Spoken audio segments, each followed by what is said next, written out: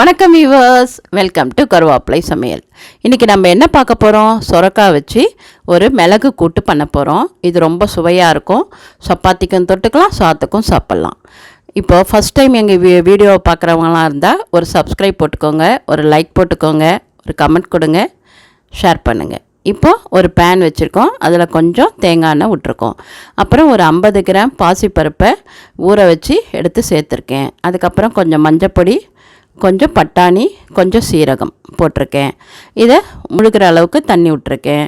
அப்புறம் சுரக்காய், கட் பண்ண சுரக்காயை சேர்த்துண்டு அதை நல்லா அந்த மாதிரி பரப்பி விட்டுருங்க. கரெக்டாக சமமாக பரப்பிட்டு முழுகிற அளவுக்கு தண்ணி ஊற்றிக்கோங்க. நம்மளோட கூட்டை இப்போ என்ன பண்ணணுன்னா மூடி வேக வைக்கணும். 3 சவுண்டு வேகட்டும். 3 சவுண்டு போட்டு வேக வச்சுக்கட்டும். இது ஒரு பக்கம் இருக்கட்டும், 3 சவுண்டு வரட்டும். அதுக்கப்புறம் நம்ம என்ன பண்ணணும் அப்படின்னா, ஒரு பாண்ட்லி வச்சு, இதுதான் ரொம்ப இம்பார்ட்டண்ட்டு. என்ன பண்ண போகிறோன்னா, சீரகம் ஒரு 1/2 ஸ்பூன், மிளகு ஒரு 1/2 ஸ்பூன், பெரிய டேபிள் ஸ்பூனில் உளுத்தம்பருப்பு. இதுதான் நம்ம கூட்டோட ஸ்பெஷல்.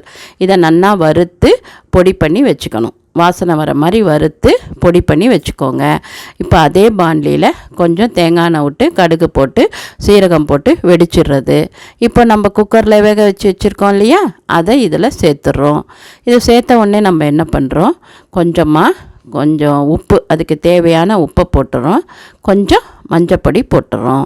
இது ஒரு கொதி வந்தால் போகிறோம், நம்ம கூட்டு ரெடி ஆகிடும். இப்போ நம்ம என்ன பண்ணணும், பொடி பண்ணி வச்சுருக்கோம்ல, சீரகம், உளுத்தம்பருப்பு, மிளகு, அந்த பொடியை இதில் சேர்த்துடணும். இந்த கூட்டோட ஹைலைட்ஸே அந்த பொடி தான்.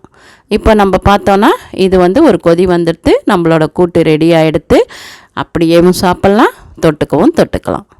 எப்போவும் ஆரோக்கியமாக இருப்போம், ஆரோக்கியமாக சாப்பிடுவோம். நன்றி, வாழ்த்துக்கள்.